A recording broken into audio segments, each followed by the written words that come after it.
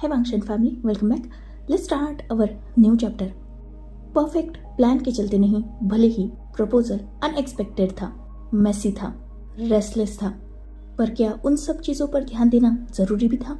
नहीं, जरूरी था उन फीलिंग्स पर ध्यान देना जो वांगजी के दिल से निकली थी।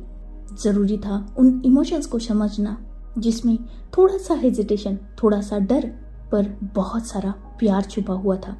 मोस्ट इम्पोर्टेंट, वांगजी का प्रपोजल जिसके लिए था वो भी तो नॉर्मल पर्सन नहीं था ना, विंग था वो, जिसे वांगजी की बातों की जरूरत बहुत कम ही पड़ती थी, क्योंकि वांगजी के पोकर फेस को पढ़ना विंग को आता था।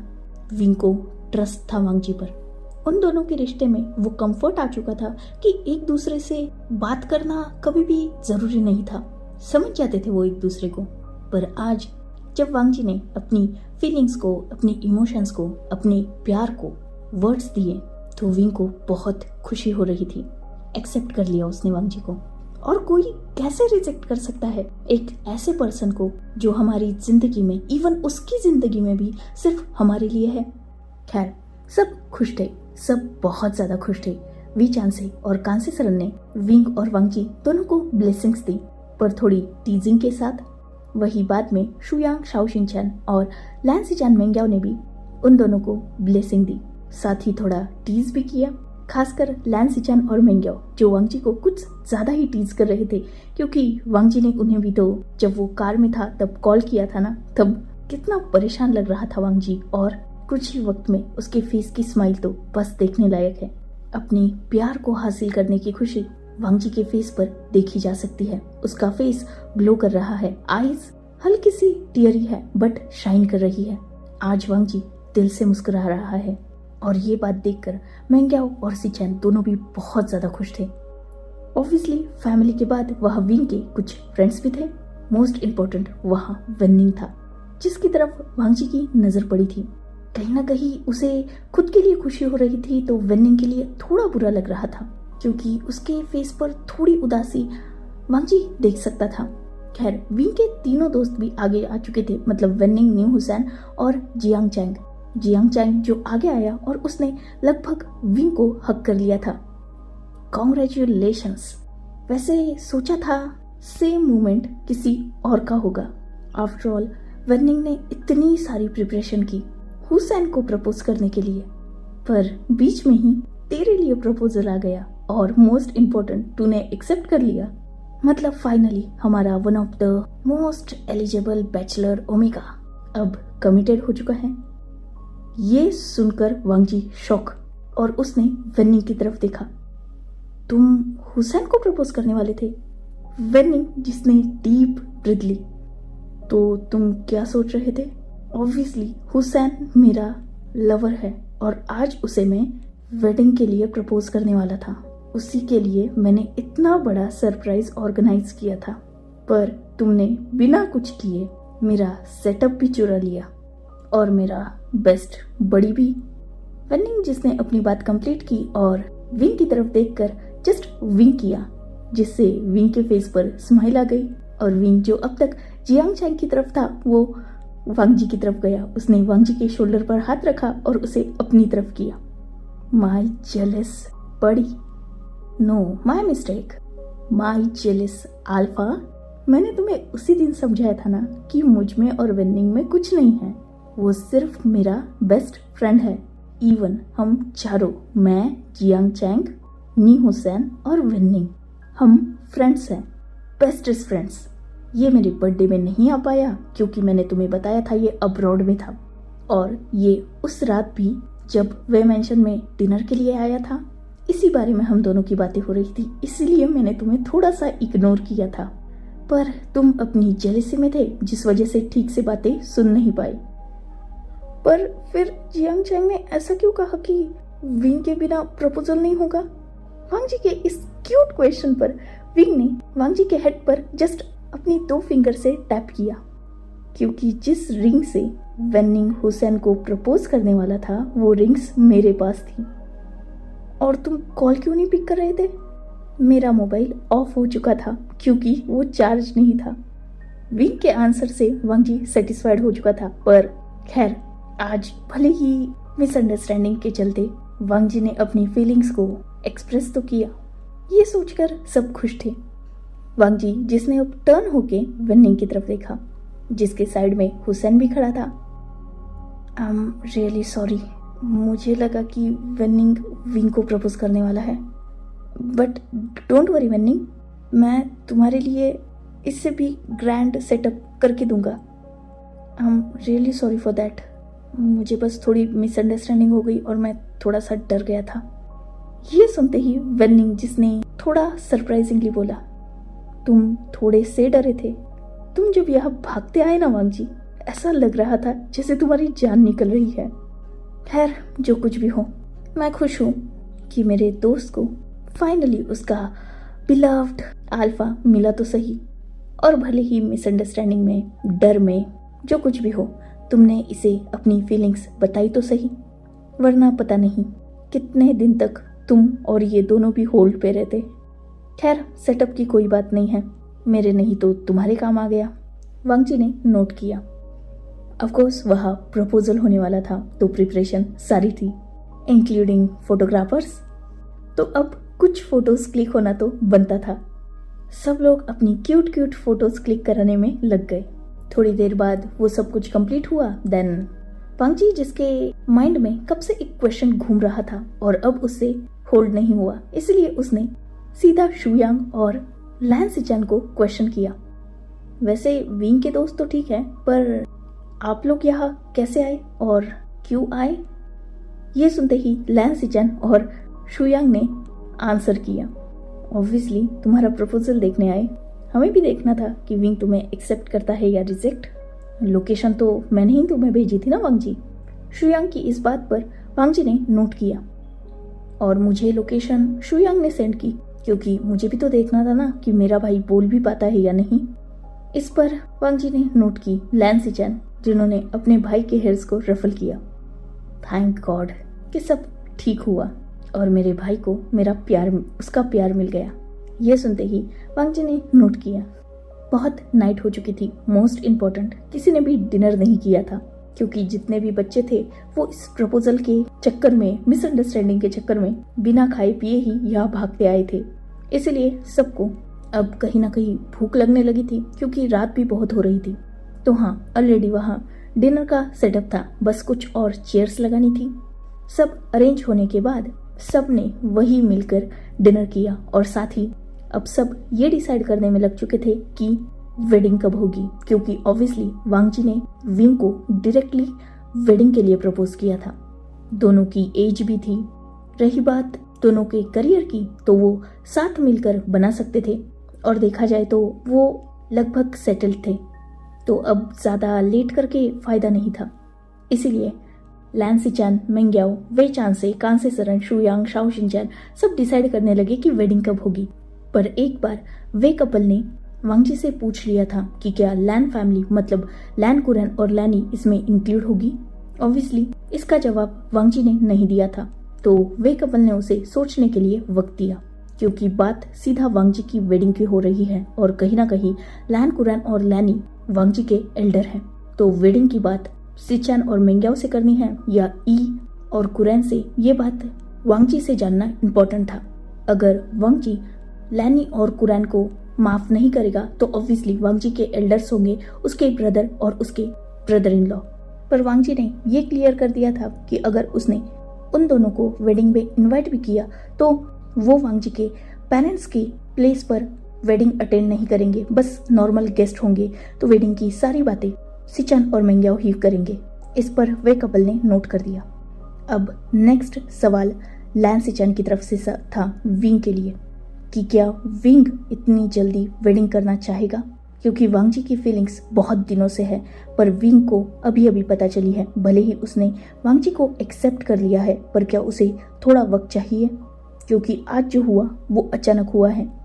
इस बात पर विंग ने विदाउट हेजिटेशन आंसर किया था कि उसे वक्त की कोई ज़रूरत नहीं है। वैसे भी उन दोनों का बॉन्ड फ्रेंडशिप से थोड़ा ज़्यादा था। उन दोनों के रिश्ते में अंडरस्टैंडिंग, केयर पहले से ही है। रही बात प्यार की, तो हाँ, विंग वांग जी से कहीं ना कहीं कनेक्ट हो चुका है। वो इमोशनल बॉन्ड शेयर करते हैं, तो उसे वेडिंग से कोई प्रॉब्लम नहीं है। इस जवाब से लैन सिचान साथ ही वांग जी और मेंग्याओ भी सेटिस्फाइड हो चुके थे, इसलिए अब डायरेक्टली वेडिंग की बातें स्टार्ट हो गई और सब ने मिलकर डिसाइड किया कि वेडिंग 1 मंथ बाद होगी। वेडिंग तो डिसाइड हो गई, पर अब सबसे इम्पोर्टेंट बात वह कान से सुनने स्टार्ट की थी। वेडिंग तक विंग और वांग जी को अलग रहना पड़ेगा, इसलिए वांग जी अब वह मेंशन में नहीं रहेगा, वो अपने गग के साथ रहेगा। ये सुनते ही वांग जी से भी पहले ऑब्जेक्शन लेने वाला विंग था, जो तुरंत मना कर चुका था, क्योंकि ऑब्वियसली वो वांग जी से दूर रह ही नहीं सकता था। और कहीं ना कहीं विंग का ये मूव देखकर वह सब हैप्पी हो चुके थे, क्योंकि वांग जी का प्यार सबको नजर आता था सिवाय विंग के।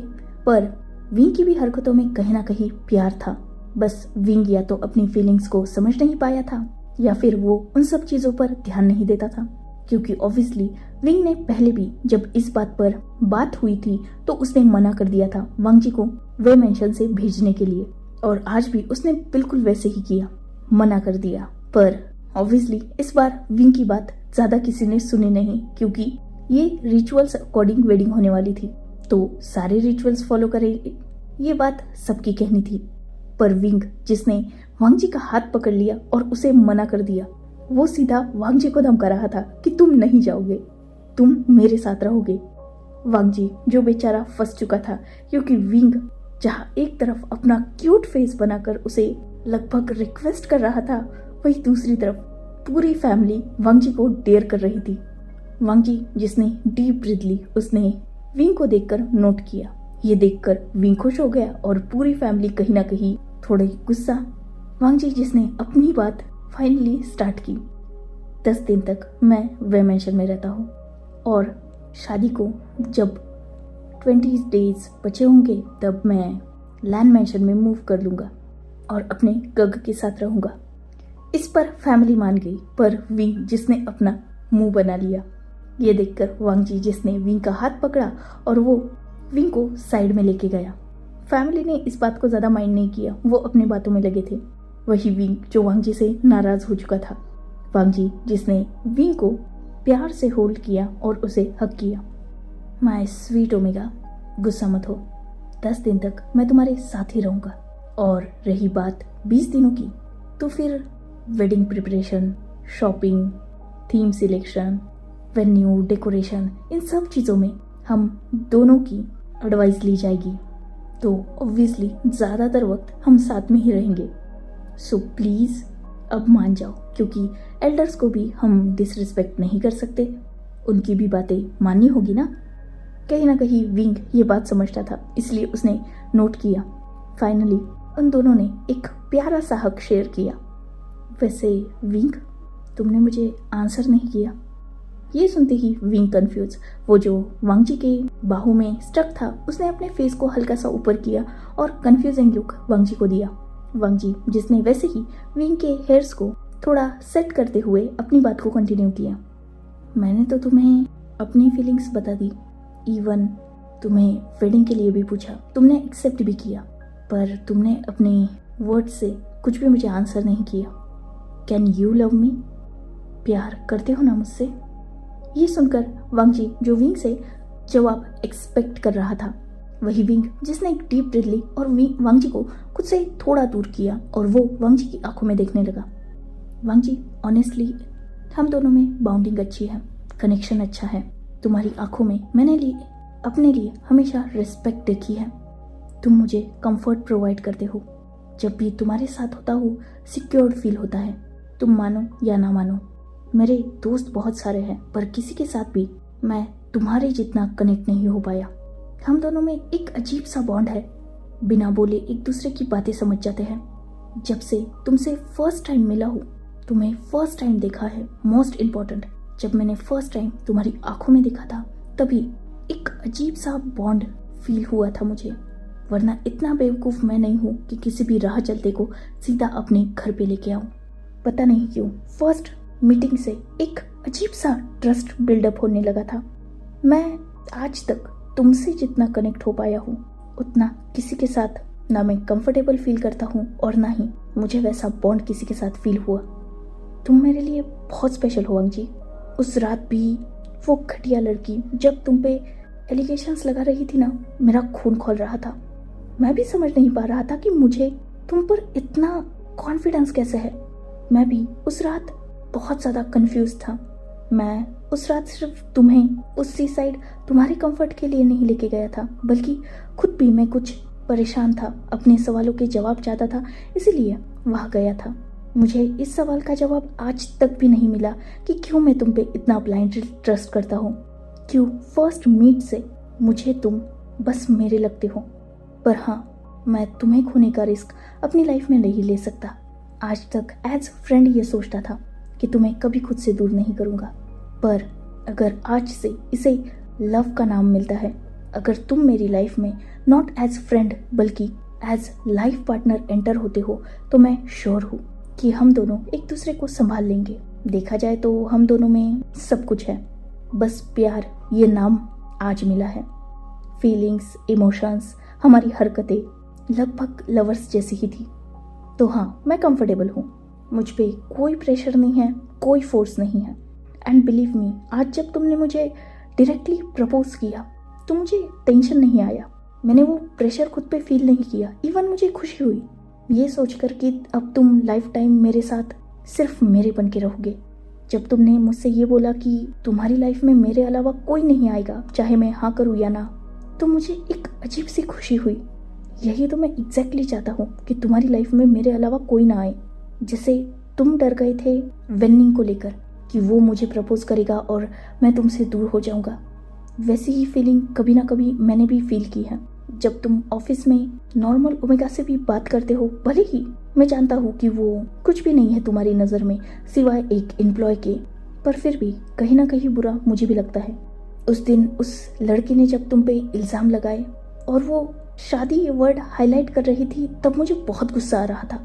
जब उसने वो झूठी स्टोरी बनाई जिसमें तुम उसके करीब थे, आई स्वेयर मेरा खून खौल रहा था। मैं वो इमेजिन तक नहीं करना चाहता था कि तुम किसी और के साथ उस तरीके से, नहीं, मैं नहीं सोचना चाहता था। मैंने सुना था कि फ्रेंडशिप में भी जेलसी होती है, तो मुझे लगा कि वही जेलसी मेरे अंदर आ रही है। पर ठीक है ना, अगर ये प्यार है तो हाँ, I will accept you as my lover. अगर वेडिंग से ही तुम सिर्फ मेरे हो सकते हो तो yes, I will marry you. वांगजी जिसने नोट किया और फिर से उन दोनों ने हक किया। वांगजी जिसे इतने दिनों बाद आज जैसे सुकून मिला था, विंग को अपनी बाहों में होल्ड किए वांगजी जैसे कंफर्ट फील कर रहा था। आज वो फाइनली खुश था। उसकी पूरी दुनिया आज जैसे उसकी बाहों में समाई हुई थी। वो दोनों जो एक दूसरे को फील कर रहे थे, बहुत ज़्यादा खुश थे, अपनी ही दुनिया में खोए हुए थे। अचानक एक आवाज़ जिससे उन दोनों का भी ध्यान एक डायरेक्शन में गया था, जहाँ मेंग्याओ और शाओ शिनचैन खड़े थे। लव बर्ड्स, अगर हो गया होगा तो घर चले, बहुत लेट हो चुका है, मॉम डैड बुला रहे हैं तुम्हें विंग। शाओ शिनचैन जिन्होंने अपनी बात कंप्लीट की और विंग की तरफ देखा जो अब तक वांगजी से थोड़ा दूर हो चुका था।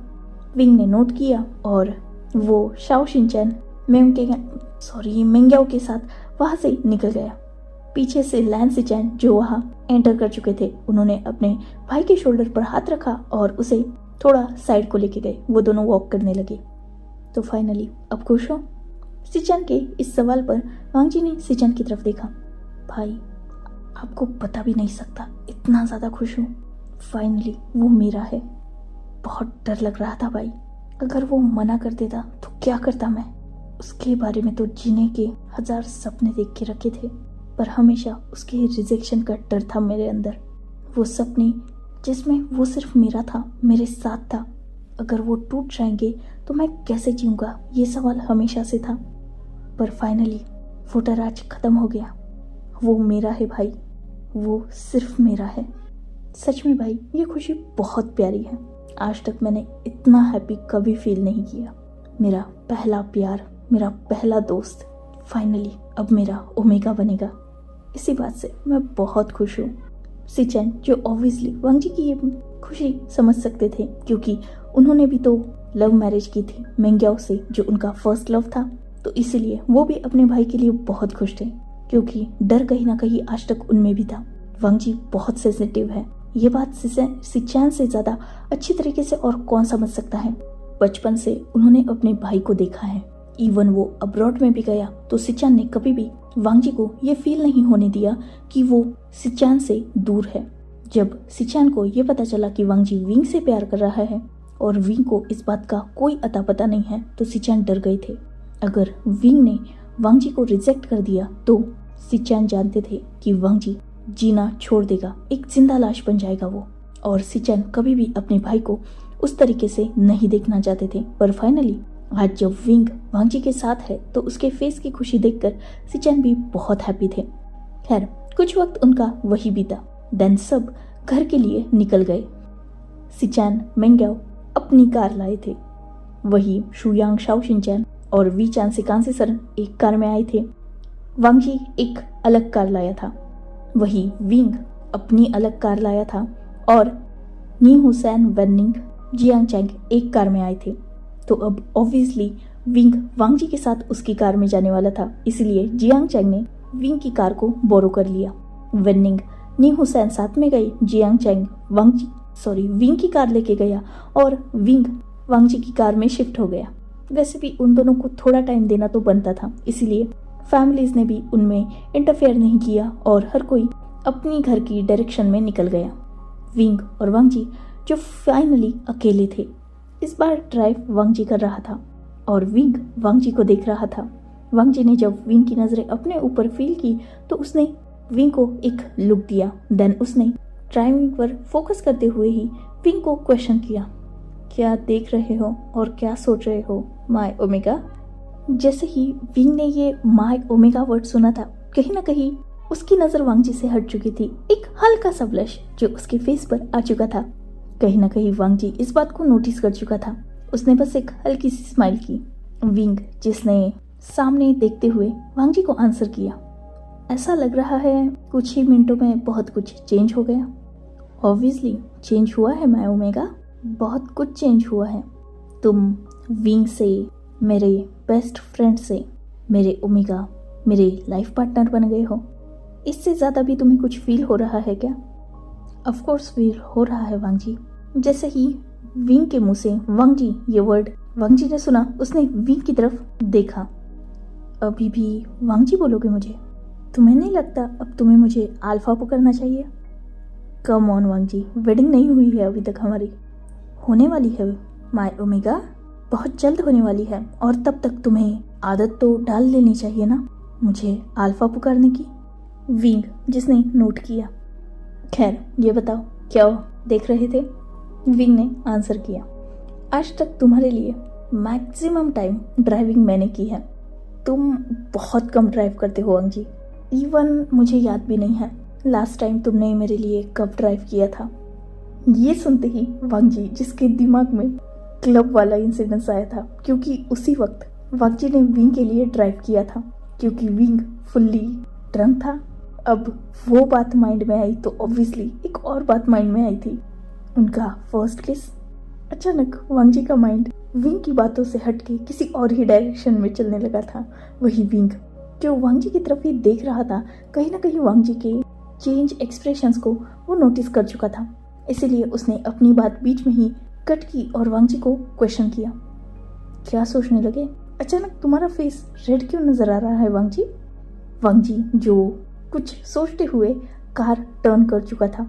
ये देखकर विंग कंफ्यूज, वांग जी क्या कर रहे हो? हमें घर जाना है। वांग जी जिसने विंग को देखा, लेट जाएंगे तो फैमिली वाले ज़्यादा क्वेश्चन नहीं करेंगे आज, क्योंकि हमारी फैमिली बहुत अंडरस्टैंडिंग है।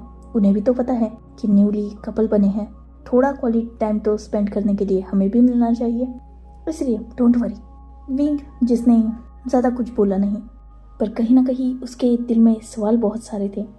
वांग जी जो विंग को लेकर एक खूबसूरत प्लेस पर गया। ये प्लेस उसे कुछ दिन पहले ही पता चली थी। हिल टॉप प्लेस थी जहाँ से सिटी का ब्यूटीफुल व्यू नाइट में नजर आता था। वांग जी जिसने अपनी कार रोकी और वो खुद नीचे उतरा, विंग भी दूसरे साइड से नीचे उतरा।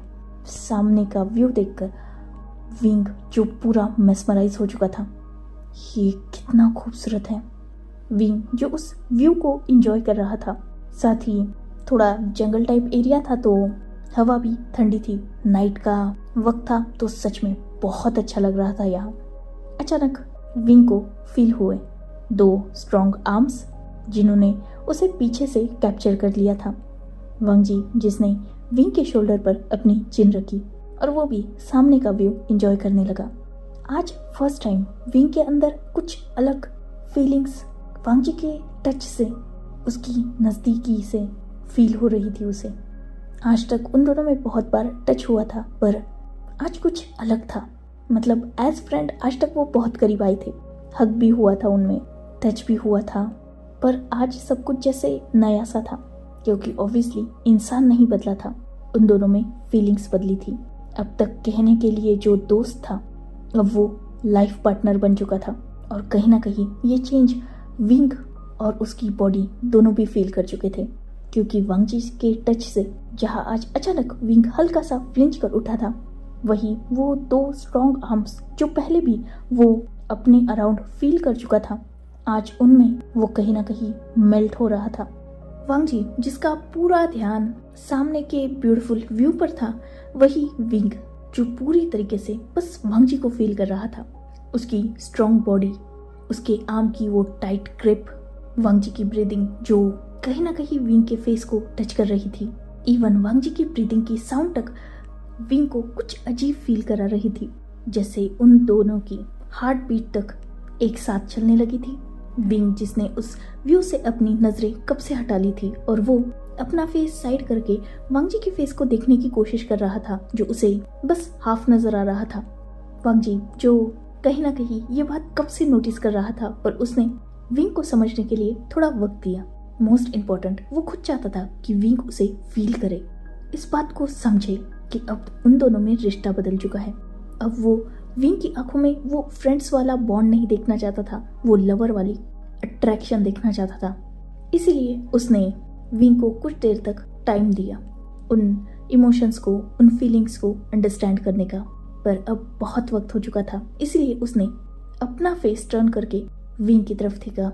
अचानक उन दोनों का फेस बहुत करीब आ चुका था, उनकी नोज लगभग टच हो रही थी क्योंकि विंग ने भी अपना फेस एक साइड किया था और वांग जी का हेड, मतलब वांग जी ने विंग के शोल्डर पर ही अपना फेस रखा हुआ था, वो थोड़ा झुका हुआ था। तो जब उन्होंने एक दूसरे की तरफ देखा तो उनका फेस बहुत करीब आ गया, इतना करीब कि वो दोनों एक दूसरे की बस ब्रीदिंग फील नहीं कर रहे थे बल्कि एक दूसरे की ब्रीदिंग को इनहेल तक कर रहे थे। दोनों भी एक दूसरे की आंखों में देख रहे थे। ये मूवमेंट जैसे रुक सा गया था। वांग जी जिसने विंग को छोड़ दिया और वो धीरे धीरे विंग को अपनी तरफ टर्न करने लगा। उन दोनों ने आई कांटेक्ट बिल्कुल ब्रेक नहीं किया था, अभी भी उनके फेस उतने ही ज्यादा नजदीक थे, जस्ट उनकी बॉडी मूव कर रही थी। अब तक वांग जी ने जो विंग को बैक हग करके रखा था, अब वो दोनों भी बिल्कुल आमने सामने थे। वांग जी ने विंग के वेस्ट अराउंड अपने दोनों हाथों को डाला और उसे अपने और करीब किया। अब उन दोनों की फ्रंट बॉडी एक दूसरे से टच हो रही थी। वही विंग के हाथ वांग जी के शर्ट पे कस चुके थे, दोनों की हार्ट बीट बढ़ चुकी थी और विंग जिसे अब थोड़ा शाय फील होने लगा था तो उसने अपनी आईज क्लोज कर ली। वांग जी ने जब ये देखा उसके फेस पर स्माइल आ गई। उसने वैसे ही हल्के से अपने हेड को ऊपर किया और विंग के फोरहेड पर किस किया। जैसे ही विंग ने इसे फील किया था उसे बहुत अजीब लग रहा था, जैसे गूज़बम्प्स फील हो रहे थे। ऑब्वियसली वांग जी ने पहले भी विंग को फोरहेड पर किस किया था, इवन पूरी दुनिया के सामने किया था उस पार्टी में, पर उस वक्त उन दोनों में वैसी फीलिंग नहीं थी, या यूँ कहा जाए विंग की साइड से कुछ भी फीलिंग नहीं थी। इसलिए उस दिन विंग ने उसे ज़्यादा फील नहीं किया। वैसे भी उस दिन वो दोनों परेशान बहुत थे, इसलिए भी शायद विंग को उस दिन कुछ फील नहीं हुआ। पर आज उन दोनों के अलावा यहाँ कोई नहीं है, उन दोनों का कुछ ही मिनटों में रिश्ता बदल चुका है। तो आज विंग उसे फील कर सकता था। उन सॉफ्ट लिप्स को जब उसने आज अपने फोरहेड पर फील किया, वो पूरी तरीके से जैसे खो गया। वांग जी जो वही रुका नहीं था, उसने बाद में विंग के दोनों आईज पर किस किया।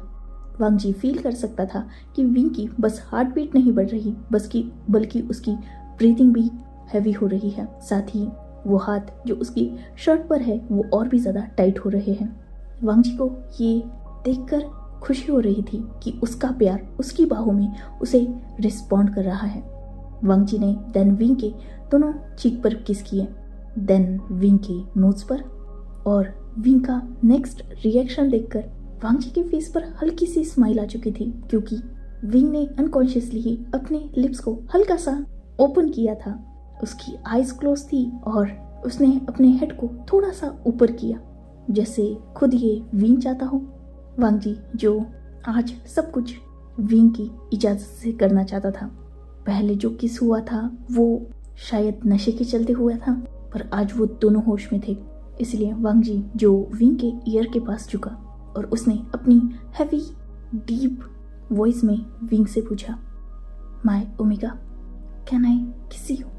जैसे ही विंग ने ये सवाल सुना था, कहीं ना कहीं अब तक वो जो लगभग वांग जी की बाहों में मेल्ट हो चुका था, अचानक उसने अपनी आईज ओपन की। वांग जी जो विंग के आंखों में देख रहा था, जैसे परमिशन चाहता हो। विंग जो ऑब्वियसली ब्लश कर रहा था, पर उसने जस्ट अपनी आईज को ब्लिंक किया, देन उसने अपनी आईज क्लोज कर ली। वांग जी जिसे ऑब्वियसली परमिशन मिल चुकी थी, इसीलिए उसने इस बार खुद को होल्ड नहीं किया। वांग जी ने अपने लिप्स को विंग के लिप्स पर रख दिया और वो वही रुक गया, जैसे वो चाहता हो कि विंग उसके लिप्स को पहले फील करे। देन वांग जी ने अपने लिप्स को हल्का सा मूव किया और अचानक विंग को अपने लिप्स पर वांग जी की वो वार्म टंग फील हो रही। विंग जो इस फीलिंग से अचानक से जैसे कांप गया, उसकी ग्रिप लगातार वांग जी पर टाइट हो रही थी और धीरे धीरे वो भी वांग जी के लिप्स की मूवमेंट के साथ अपने लिप्स के मूवमेंट को स्टार्ट कर चुका था। एक जेंटल और काम किस था ये, जैसे वो दोनों बस एक दूसरे को फील करना चाहते हो। कोई अग्रेसिवनेस नहीं, कोई डेस्परेशन नहीं, कोई हंगर नहीं, बस प्योर फीलिंग्स। एक लॉन्ग किस के बाद उन दोनों के फॉरहेड जो कनेक्टेड थे, दोनों भी डीप ब्रीथ ले रहे थे। दोनों की आईज क्लोज थी और एक दूसरे की बॉडी पर दोनों की पकड़ टाइट थी। खुद को कुछ देर तक संभालने के बाद वांग जी ने विंग की तरफ देखा, जो अभी भी अपनी आईज क्लोज किए खुद को स्टेबल करने की स्ट्रगल कर रहा था। Do you like it? ये शेमलेस क्वेश्चन सुन के विंग जी ने अचानक अपनी आईज ओपन की और वांग जी की तरफ देखा, पर वांग जी की आंखों में जो खुद के लिए फीलिंग्स थी वो कहीं ना कहीं विंग समझ गया और तुरंत उसने अपनी आईज को फिर से टाइटली क्लोज किया और वो वांग जी को टाइटली हग करके उसकी चेस्ट में अपने हेड को छुपा चुका था। ये देखकर वांग जी के फेस पर स्माइल आ गई। Come on omega, answer me, do you like it? Wing जिसने वैसे ही वांग जी के चेस्ट पर हल्का सा हिट किया। शेमलेस, कुछ भी क्वेश्चन कर रहे हो? ये सुनते ही वांग जी जिसने विंग के फेस को अपने चेस्ट से हटाया और उसकी चिन पर एक हाथ रख के उसके फेस को ऊपर किया, वो दोनों भी एक दूसरे की आंखों में देख रहे थे। अरे ये हमारा फर्स्ट किस था और इस बार तुम पूरे होश में थे, तुमने फील किया होगा ना? तो बताओ तुम्हें पसंद आया? विंग जो वांग जी की बातें सब सुन रहा था, उसने थोड़ा कंफ्यूजिंग फेस के साथ वांग जी से क्वेश्चन किया। मैं होश में था मतलब? वांग जी जिसने एक डीप ब्रीथ ली। ये हमारा फर्स्ट किस नहीं है विंग, इससे पहले भी मैंने तुम्हें एक बार किस किया है। ये सुनकर विंग शॉक हो गया। क्या क्या मतलब है तुम्हारा वांग जी? विंग जिस दिन तुम क्लब गए थे अपने फ्रेंड की बर्थडे पार्टी अटेंड करने, उस दिन तुमने बहुत ड्रिंक करके रखी थी। मैंने घर पे काफ़ी देर तक तुम्हारा इंतज़ार किया, पर जब तुम मिडनाइट तक भी नहीं आए तो मुझे टेंशन हो रही थी तुम्हारी। साथ ही तुम उस दिन क्लब गए थे। मैं तुमसे बहुत पहले से प्यार करता हूँ विंग। उस दिन तुम बहुत खूबसूरत लग रहे थे और तुम क्लब जाने वाले हो, ये सुन के मुझे सही नहीं लग रहा था। मैं तुम्हें जाने नहीं देना चाहता था, पर किस हक से रोकता तुम्हें, इसलिए कुछ नहीं बोला। पर जब तुम मिडनाइट तक भी वापस नहीं आए तो मुझे बहुत टेंशन हो रही थी, डर लग रहा था। तुम कुछ भी कह सकते हो विंग, मैं जेलस था, इनसिक्योर था, मेरे अंदर डर था, वो फीलिंग ही अलग थी। I can't even explain you. मैंने खुद को होल्ड करने की बहुत कोशिश की, खुद को समझाने की कोशिश की कि तुम पे फिलहाल मेरा हक नहीं है। मैं तुम्हारे लिए जो कुछ भी फील करता हूँ, पर तुम्हारे अंदर मेरे लिए वैसी फीलिंग्स नहीं है। बिलीव मी, मैंने रोकने की कोशिश की थी खुद को, पर नहीं रोक पाया। क्लब कैसी प्लेस है ये बात मैं जानता हूँ, तो मुझे डर लगने लगा। मैंने अपनी कार कीज उठाई और तुरंत तुम्हें लेने के लिए उस क्लब में पहुंच गया। करीबन आधा घंटा उस क्लब में रेस्टलेसली घूम रहा था, तुम्हें ढूंढ रहा था। वहाँ जो कुछ भी हरकतें हो रही थी उसे देखकर मेरा डर और भी ज्यादा बढ़ रहा था। जैसे तैसे करके फाइनली मुझे तुम मिले, एक प्राइवेट रूम में अपने दोस्तों के साथ। शायद तुम वहाँ कोई गेम खेल रहे थे और तुम शायद हार चुके थे और सामने वाले अल्फा को तुम्हें किस करना था। थैंक गॉड मैं वहाँ टाइम पर पहुंचा था। मैंने तुम्हें अपनी तरफ खींच लिया। मैंने देखा कि तुम बहुत ड्रंक थे, इवन तुम खुद के पैरों पर ठीक से खड़े तक नहीं हो पा रहे थे।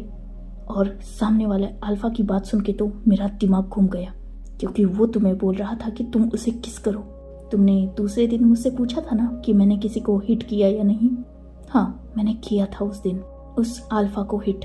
वो इतना ड्रंक था कि मेरे एक ही पंच से वही अनकॉन्शियस हो गया और तुम चल तक नहीं पा रहे थे। तो तुम्हें मैंने अपनी बाहों में होल्ड किया और बाहर लाया पार्किंग में। उस दिन तुम फुल्ली ड्रंक थी विंग। तुम्हारी हरकतें बहुत ज़्यादा वियर्ड थी। जानते हो उस दिन तुमने मुझसे क्या कहा? तुम मुझे पे करोगे क्योंकि तुम मुझे कोई मेल मॉडल समझ रहे थे और मैं तुम्हें अपने 8 पैक्स ऐप दिखाऊं। इसी डेस्परेशन में इवन तुमने मेरी शर्ट की बटन्स तक तोड़ दी थी क्योंकि तुम्हें मेरे पैक्स देखने थे। मैंने तुम्हें होश में लाने की कोशिश की, तुम्हें समझाने की कोशिश की कि मैं वांगजी हूँ, पर तुम फुल्ली ड्रंक थे। क्या बोल रहे थे जानते हो मुझे? कि अगर मैं वांगजी हूँ तो तुम्हें मुझे पे करने की भी ज़रूरत नहीं है, मेरे एप्स देखने का तुम्हें हक है। विंग जो ये सारी बातें सुन रहा था और ऑब्वियसली वो एम्बैरेसिंग फील कर रहा था, उसने वांगजी के माउथ पर हाथ रख दिया। मैं ड्रंक था वांगजी, शट अप। क्या बोल रहे हो तुम? बंद करो ये सब।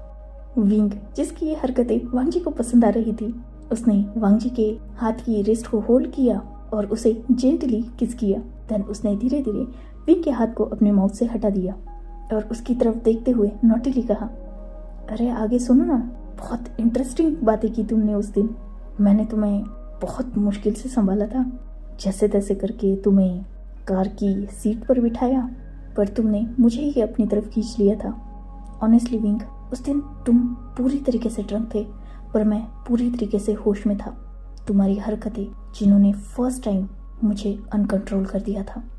उस रात से पहले विंग, मैं सोचता था कि मैं तुमसे प्यार करता हूँ और अगर तुम मुझे रिजेक्ट भी कर लो तो मैं तुम्हारी और मेरी जितनी भी साथ में मेमोरीज हैं उनके भरोसे जी लूँगा। पर उस दिन नहीं, उस रात जब तुमने मुझे अपनी तरफ खींचा था, तुम ड्रंक थे विंग, मैं तुम्हें ब्लेम नहीं करूँगा, पर उस रात सच में मैंने अपना कंट्रोल खो दिया था। ऑनेस्टली कहूँगा कि इसकी स्टार्टिंग मैंने की थी। मैं खुद को रोक ही नहीं पा रहा था। जब मैंने देखा कि तुम मुझे इक्वली रिस्पॉन्स कर रहे हो, मुझे अपनी तरफ खींच रहे हो, तुम्हारा वो हर एक टच जो मुझे बहुत ज़्यादा अलग फील करवा रहा था, मैं रोक ही नहीं पा रहा था खुद को। इवन उसी वक्त मैं गलत करने के बारे में सोच चुका था, इतना ज़्यादा मेल्ट हो चुका था तुम्हारे टच में। तुम्हारी वो हैवी ब्रीदिंग, मुझे अपनी तरफ खींचना, इवन तुमने मेरे नाम से जब मौन किया, I can't control my self. बहुत कुछ गलत कर देता मैं उस रात। थैंक गॉड कि होश में आ गया और तुमसे दूर होने की कोशिश करने लगा, पर तुम मुझे छोड़ नहीं रहे थे क्योंकि तुम भी चाहते बहुत कुछ थे मुझसे। पर मैं कैसे आगे बढ़ता? मैं चाहकर भी वो नहीं कर सकता था क्योंकि तुम पे मेरा हक नहीं था। मुझे डर था कि कहीं ये सब कुछ हो गया तो हम दोनों की दोस्ती भी ना टूट जाए, और मैं तुम्हें किसी भी हालत में अपनी लाइफ में रखना चाहता हूँ एज अ दोस्त। मैं तुम्हारी वो दोस्ती खोने का रिस्क उस वक्त ले ही नहीं सकता था। बहुत मुश्किल से मैंने खुद को कंट्रोल किया। उस रात फर्स्ट टाइम मैंने महसूस किया एज अ अल्फा एक ओमेगा के लिए डिजायर्स। झूठ नहीं बोलूँगा विंग, बहुत से ओमेगास आज तक मेरे करीब आने की कोशिश कर चुके हैं just because my handsome face. बहुतों ने कोशिश की मेरे करीब आने की, इवन मुझे टच करने की, पर मुझे वो सब कुछ डिस्गस्टिंग लगता था। इवन जस्ट उस दिन की बात दे लो जब उस लड़की ने मुझे टच किया, मुझे बहुत डिस्गस्टिंग लगा। गुस्सा आया, इतना गुस्सा कि मैंने उसे खुद से दूर पुश कर दिया। उस वक्त मैं उसकी जान लेना चाहता था। उसका टच जब अपनी बॉडी पर मैंने फील किया था ना, मुझे ऐसा लग रहा था कि मैं अपनी स्किन को निकाल के फेंक दूँ। पर तुम अलग हो विंग। तुम वो ओमेगा हो जिसने मुझे अनकंट्रोल कर दिया था। मेरे अंदर जो डिज़ायर्स थे उन्हें ट्रिगर कर दिया था। मैंने उस रात बहुत मुश्किल से खुद को रोका। जब मैं उस वक्त ड्राइविंग सीट पे बैठा और तुम्हें सोया हुआ देखा, एक अजीब सी डिसअपॉइंटिंग फीलिंग थी मेरे अंदर, पर मैं समझता था। इवन उस वक्त मैंने लास्ट टाइम तुम्हारे लिए ड्राइव किया था, जब तुमने कार में मुझसे पूछा ना अभी कि तुम्हें याद नहीं है। ऑब्वियसली तुम्हें याद नहीं होगा क्योंकि तुम उस वक्त होश में थे ही नहीं जब मैंने तुम्हारे लिए ड्राइव किया था। मैंने उस रात तुम्हें लगातार इग्नोर किया था, तुम्हारे फेस की तरफ तक नहीं देख रहा था मैं। तुम्हें कैसे कार से निकाला है, तुम्हें रूम में सुलाया, देन अपने रूम में आकर मुझे कोल्ड शावर लेना पड़ा था। और उस वक्त मैंने रियलाइज किया कि अब मैं तुम्हारे बिना नहीं जी सकता। अब तक हम दोनों में वो स्पार्क नहीं था जो उस रात तुमने मुझे टच करके मेरे अंदर जगा दिया था। उस रात तक मैं तुम्हें खोने के लिए भी तैयार था। नहीं तुम एज अ लाइफ पार्टनर तो एज अ फ्रेंड भी मेरी लाइफ में रहते तो मुझे ठीक होता। पर उस रात के बाद मैं तुम्हें बस अपनी ओमेगा के तरीके अपनी लाइफ में चाहता था। उससे पहले जब तुम्हारी तरफ देखता एक रिस्पेक्ट थी मेरे अंदर।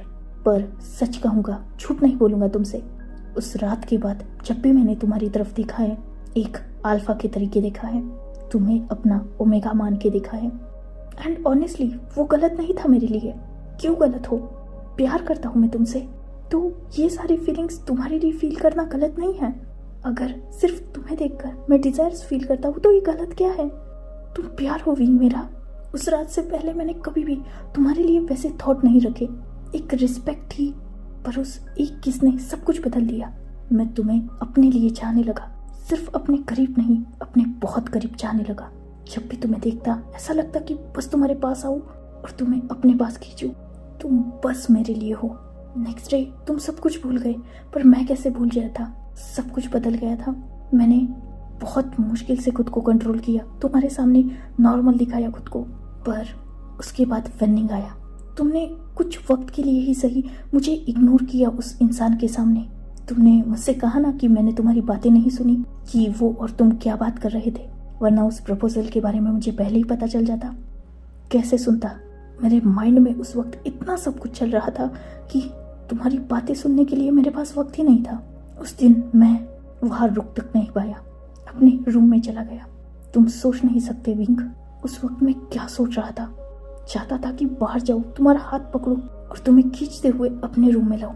उस रूम में अपने साथ तुम्हें लॉक कर लूं, ताकि कोई तुम्हें ना देख पाए, ताकि तुम किसी को ना देख पाओ। बस मैं रहूं तुम्हारे लिए और तुम रहो मेरे लिए। मैं तुम्हारी अटेंशन, तुम्हारी केयर, सब कुछ बस अपने लिए चाहता था। इवन तुम्हारी ब्रीथ तक मैं अपने लिए चाहता था। उस वक्त अगर मेरे गग का मुझे कॉल नहीं आता ना, तो मैं भी नहीं जानता कि मैं क्या कर जाता। मेरे गग ने मुझे समझाया, याओगा ने मुझे बहुत देर तक कंसोल किया।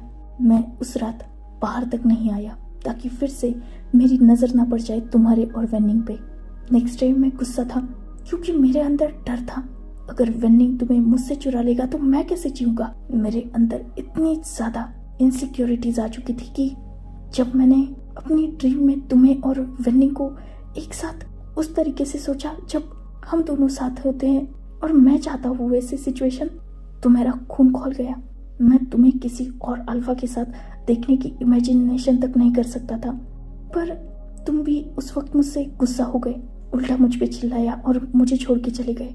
मैं उस वक्त समझाना चाहता था तुम्हें कि मुझे क्या फील हो रहा है, क्यों मैं गुस्सा हूँ, पर नहीं समझा पाया। और तुम इसे बस फ्रेंडशिप में जेलसी का नाम दे रहे थे। मैं तुम्हें बोलना चाहता था कि मैं फ्रेंडशिप में जेलस नहीं हूँ, मैं प्यार करता हूँ तुमसे, इसलिए मुझे नहीं पसंद आ रहा उस अल्फा का और तुम्हारा करीब आना, पर नहीं बोल पाया। नेक्स्ट डे जब तुम मेरे पास आए, मुझे कंसोल किया और मुझे समझाने की कोशिश की, तब जाकर कहीं मुझे अच्छा लगा जब तुम फिर से मुझे अटेंशन देने लगे।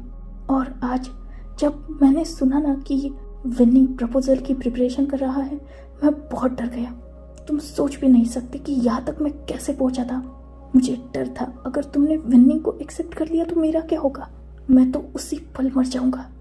मैं डर गया था विंग, बहुत ज्यादा डर गया था। मैं चाहता हूँ जो कुछ भी बोल रहा हूँ उससे तुम मुझे गलत जज कर सकते हो, तुम्हें लग रहा होगा कि मैं पागल हो चुका हूँ, कि मैं तुम्हारे बारे में ऐसे थॉट्स कैसे रख सकता हूँ। पर विंग, मैं गलत कहा हूँ?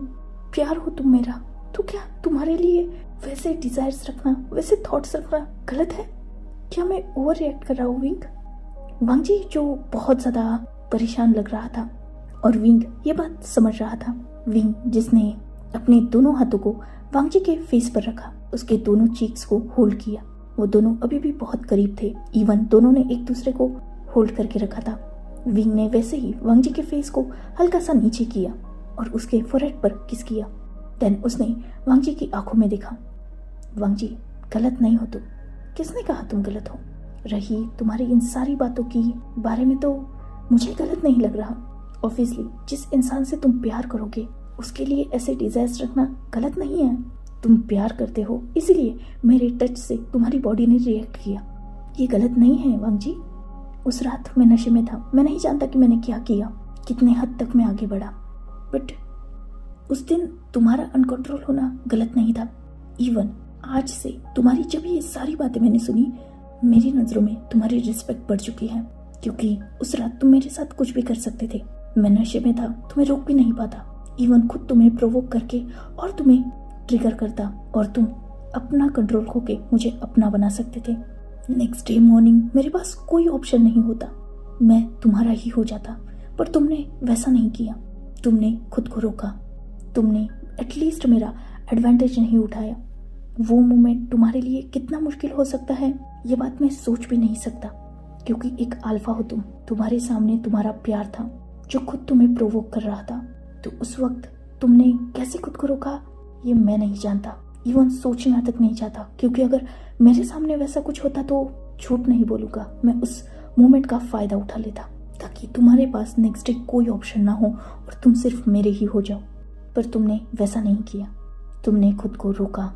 रही बात वेनिंग के साथ जो कुछ भी हुआ, वांगजी बिलीव मी, वो सिर्फ मेरा दोस्त है, और हम उस रात सिर्फ प्रपोजल के बारे में कुछ बात कर रहे थे। ज्यादा जोर से नहीं बोल सकते थे क्योंकि पूरी फैमिली थी वहां पर।